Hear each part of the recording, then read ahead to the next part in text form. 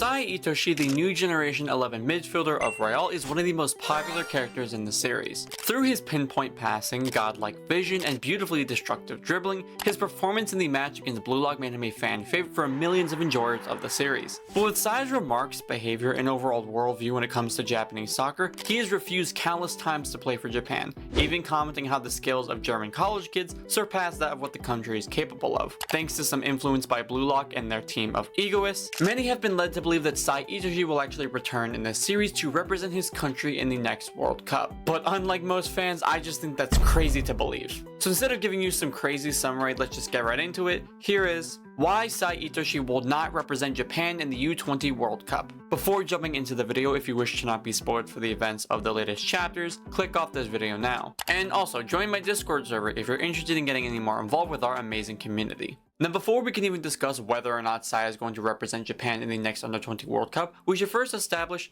who the hell even is Sae Itoshi. We are introduced to Sae's character in chapter 4 of the manga, where through an interview with this guy named Nihei from the Soccer Journal magazine, we get some in-depth analysis to Sae's character. As a 17-year-old prodigy, he was recruited to join Real at the age of 13, earning a spot on their subsidiary team. His incredible talent for his age allowed for him to be selected as one of the new generation's top players by FIFA, classifying him as one of the next generation World 11, or the New Generation 11 for short. We also learn that he has a very low opinion when it relates to Japan's current soccer players, and would rather, quote, play with German college kids. His ego and ambition far surpass that of any existing regulation player in the country, seeing as his goal of winning the Champions League far surpasses his desire to represent his country. However, he hasn't always been as cutthroat as he is currently. During the backstory with Rin, Blue Lock's top striker, and his brother, we learn that both characters had great chemistry, as Sae and Rin pursued the dream of becoming the number 1 and 2 best strikers respectively. But after returning to Japan after 3 years, Sae had changed his dream, instead pursuing the ideal of becoming the greatest midfielder in the world.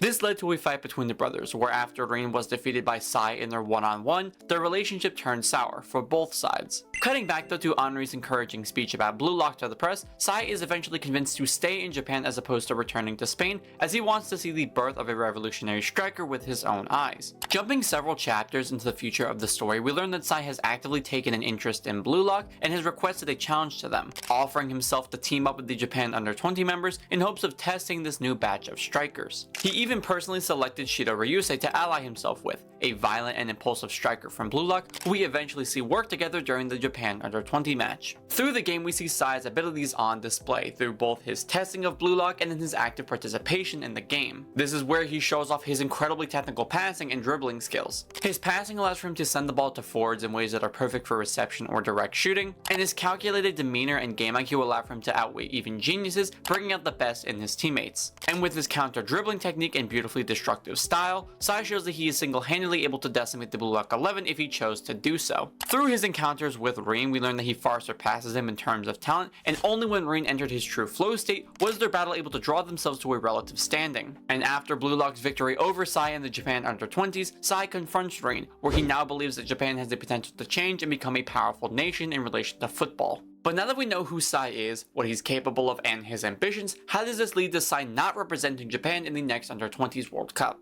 Well, this is just my personal opinion, but I do have some evidence and some reasoning as to why Sae should not represent Japan. Before I get into them though, if you are enjoying this video so far, leave me a like and subscribe down below to see more awesome Blue Lock content just like this. And if you want to become a member of the channel, you will unlock some awesome benefits and perks, including custom video requests and shoutouts and videos. All of this funding would go towards the Blue Lock New World movie, so if you want to show your support, become a member today. But now that I've plugged my members a little bit, let's get into the reasons. Reason number 1, he still doesn't think Japan has changed. When looking at Sae's dialogue when it relates to Japanese soccer, he considers it to be a waste of time. He says that the strikers in this country are unworthy of his passes and that playing in Japan wouldn't support his needs or dream. In later parts of the manga during Rin and Sae's backstory, Sae comments about how there were people drastically better than him in the world, which to Rin is shocking since Sae was the best player that he knew of. And since Sae believes that the players of other countries are drastically vastly better than that of Japan's? Why would he want to play for Japan? Because their players absolutely suck in comparison. After the U20 games, Sae does mention that with Isagi's goal, he does believe that Japan has the potential to change. And this implies that he acknowledges Isagi as a striker who could change Japan. We could also likely assume that Sae considers Shido to be a striker with that potential as well, given his under 20 performance and the fact that Sae specifically chose him to partner with. But if Sae believes that Japan does have that potential to change with Isagi being at the forefront of the soccer world, then when exactly would Japan be changed by his definition? Do we believe that Isagi defeating Kaiser in the NAL counts as Japan being changed? I mean, I do kind of understand if that is the case, considering that Kaiser is a player on a relative level to Sae, but I just don't see that being true. With the latest chapter of me making this video being chapter 299, we know that Nagi has now been officially eliminated from the BLUELOCK project. So when it comes to chance situations and rapid declines, I don't think Sae would trust the performances in the NAL enough to say that, Japan has fully changed just yet. Nagi getting eliminated may even create some hesitation for Sae coming back to play, seeing as Nagi was the first one to score in the U20 game for BLUELOCK, stealing Sae's spotlight in the process. He might be worried that Isagi in particular could have a similar performance, especially since Sae quotes and says that Isagi may have the potential to change Japan. So it seems likely that he might wait until after the U20 World Cup to return, seeing as Sae not only would represent him at the highest level, but would also return after Japan has shown some proof of growth, participating well in the Under 20 World Cup with the BLUELOCK team. Reason 2. Sae's original dream. Sae's original dream, as stated in chapter 4, was to win the Champions League. Now, for those of you who are unaware as to what the Champions League is, the Champions League, also known as the UEFA, is a tournament for the best clubs in Europe to compete against each other. With Sae currently positioned at Real, it's possible that he wouldn't come to play for the under 20s until after he achieved his dream of winning the Champions League, especially with Real considered to be the best club in the world in the BLUELOCK series. Sae pulling out of the opportunity to represent Real and win the Champions League and therefore achieve his dream seems very unlikely to me. You could also consider Kaiser going to Real to be leverage as well, as Sae can now play with one of the best strikers of the new generation at his side. And my biggest and final reason for why I don't think Sae should play for the Under 20 World Cup is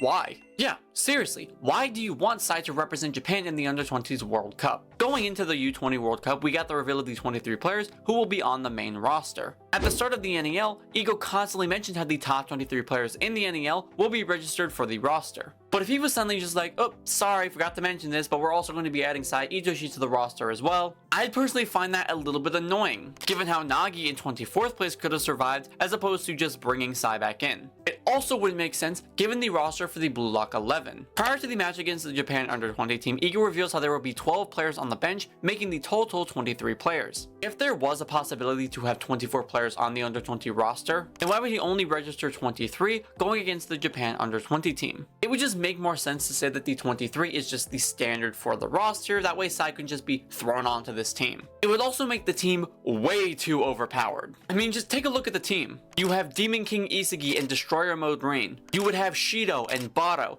Bachira and Shigiri. If you just happen to give them Sae in the midfield, I don't think there would be a single way going into the U20 World Cup that Japan wouldn't just destroy their opponents. I mean, even without Sae, the team is already pretty stacked, so adding him now would just be overkill in my opinion. And the final thing I want to mention is that by bringing Sae back to represent Japan in the Under-20s team, you're essentially killing all of Hiori's development. At the end of the Ubers game, Hiori awakened and helped Isagi win against them, assisting in him scoring the final goal. Through some post-game dialogue, Hiori declares that his new ego is to produce the world's greatest striker through his passes, setting expectations for them as opposed to them being forced upon him. His ego now is legitimately the exact same as Sae Itoshi's. So much so that even Yukimiya comments about how close he sounds to Sae. And that's true, because Hiori is literally just a mini version of Sae. Their passing is incredibly precise and technical, with Sendo even commenting about how closely Hiori's passes mirror Sae's. Their dribbling is also surprisingly similar, to where Hiori even appears to counter dribble to an extent on numerous occasions. And now, their egos are nearly identical. The only thing that Hiori currently has oversight in regards to their differences to their character is that he possesses metavision. And even then, Sae might be revealed to have metavision in the future of the story. So if you were to bring Sae to the table if he was to join the Under-20s team, why would you even need Hiori at that point? If Sae can do everything that Hiori can do but better, what purpose does Hiori have to be on the team when Sae is just a better version of him? That's the same argument I present for why I don't have Nico as a starting center back, since everything he does, Aiku can do but better. If a situation were to come where you could put Hiori and Sae on the pitch at the same time,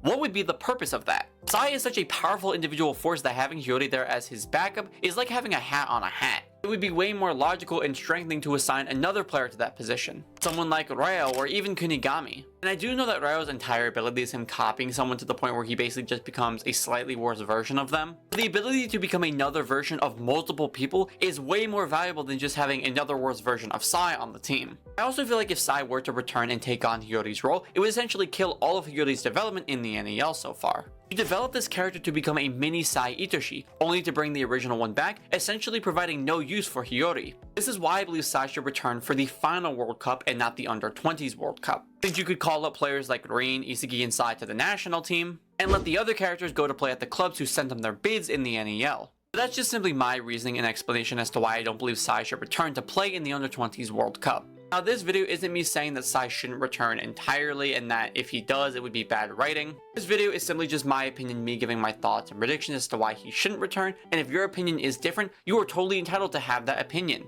We don't have to have the same opinion, it's okay if we don't. But aside from that, I hope you guys did enjoy this video and will continue to enjoy it in the future. I also want to say thank you so much to all of the members of the channel who help support me and my content. And if you want to earn some awesome benefits like they do and even get your name mentioned in the BLUELOCK New World movie, become a member yourself and help support me in my future content. Just a final reminder too to join my Discord server if you're interested in getting any more involved with our amazing community. As for the question of the video, do you believe that Sae will represent Japan in the Under-20s World Cup? Leave me your thoughts down below in the comment section. And like always, thank you all for watching, like and subscribe to see more awesome BLUELOCK content just like this.